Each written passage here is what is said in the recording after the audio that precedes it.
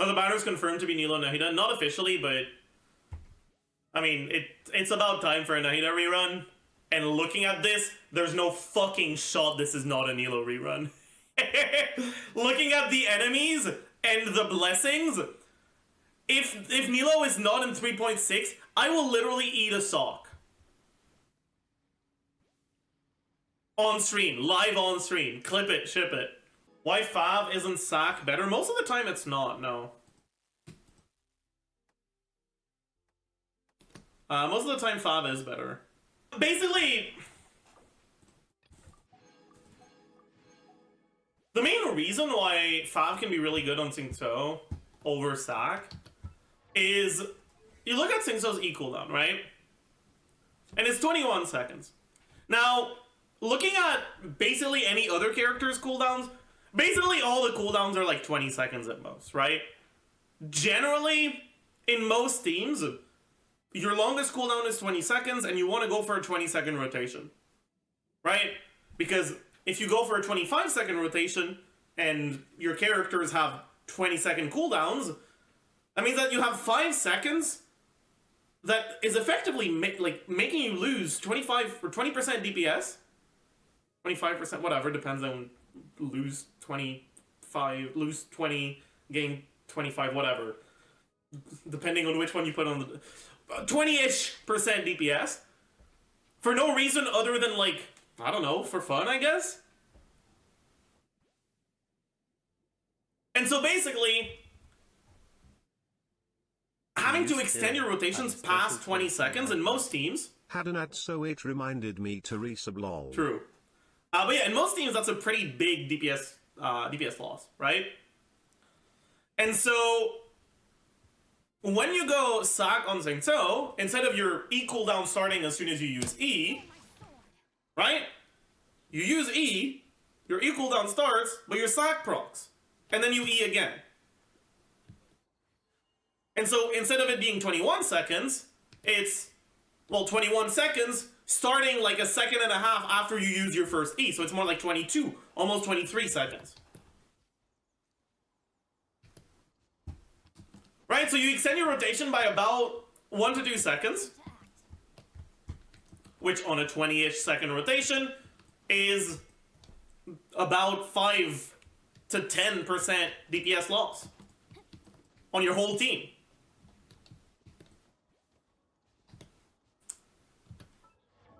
What do you get out of it? Well, you get the E damage, which is nice, but unless you're vaping it, it's not really enough to justify it. And you get slightly better energy recharge for Xingqiu, but not even that much better. Especially if you can manage to get 2 procs of Fav, which a bunch of rotations can. Does EQE mitigate the extended time? It actually makes it even bigger, right? Because at the end of the day, right, if you EE, right? So if I use my E at 20, right, at 20 seconds,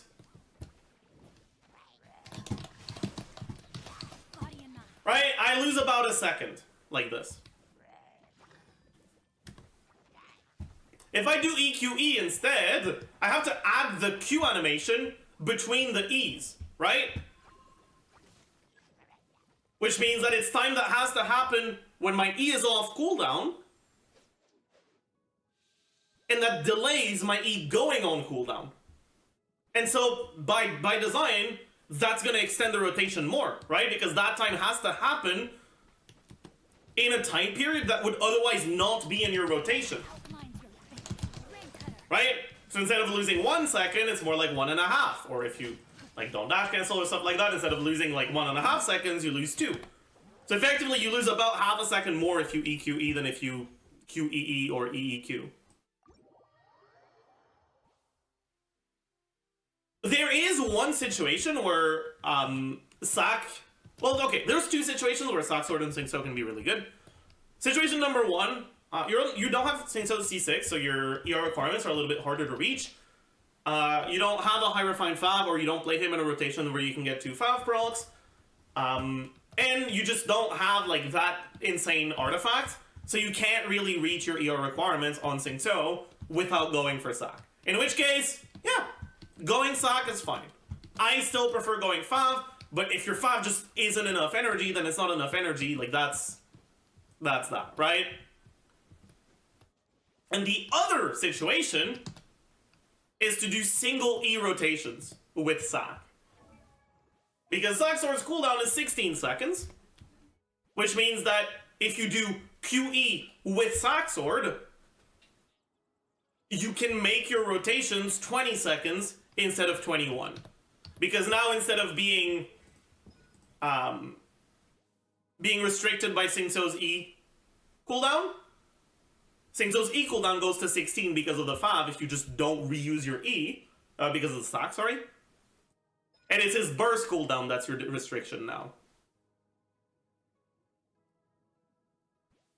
Right? So instead of losing a second, which is 5% less DPS, you gain a second, which is 5% more DPS. Imagine if you could have a Genshin account that was co-op. Just an account that is co-op, that is shared with a few friends.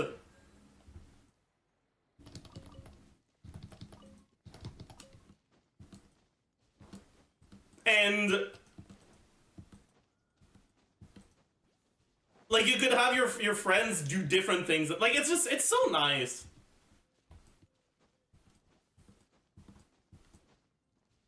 Like Genshin's not that great of an example because there's not much to grind. I don't know. I feel like it's just really cool. Just in general, shared accounts or shared anything in games are like the freest fucking way to artificially increase the kind of the amount of content. It's basically a guild, but it's an account that's made only for the guild that doesn't share things with your main account or whatever. Like I feel like that's so cool. Like I'm enjoying myself a lot with it. What is the best Aggrevate team for Miko? I mean, it depends on what you're fighting, but as a general rule, Miko plus Fischl plus Dendro plus Animo is your baseline. If you're in single target, the Tifneti version of it is very good. If you're in AoE, you'd much rather use something like Nahida. But either way, like, they're both good. Is Nilou free-to-play friendly? She's a lot more free-to-play friendly now than she was before. Free-to-play friendly is something that's pretty hard to define. Inventory's full.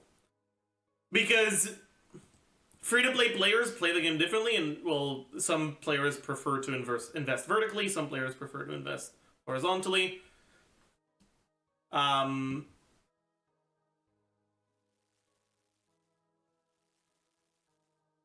Nilou is a very good character to invest vertically in a team.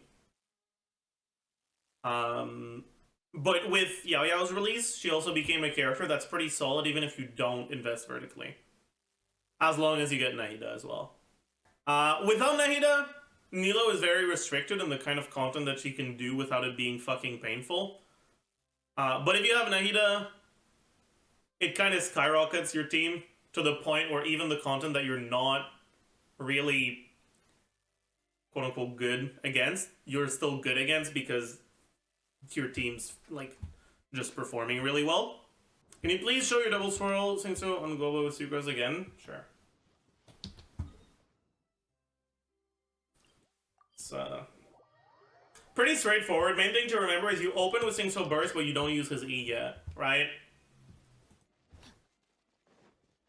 Then you Bennett burst, then you Angling Guoba, and then you Sucrose normal attack E.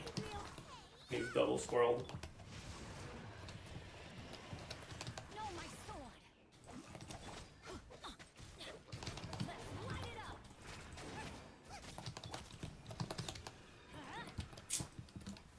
Killed him a little bit too fast to get my energy back, but it's fine. But bro, okay, I lost my cat. I had a pet cat, and then I died because of Nick. I was like, how should I get to Catherby? And he was like, you can just walk there. Like, you could ship, but like, that's 1,000 1,000 gold pieces, and like, we're kind of poor right now, so you should just walk there. So I was like, okay. And so I tried walking there, and I got attacked by wolves, and I died, and I lost my pet. And I was like, oh, it sure would have been nice to know that the area that I have to go through is full of mobs that will attack me.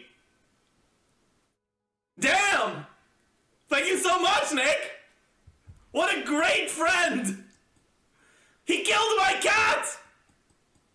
It's his fault. I will never forgive him. He killed my cat! Maj.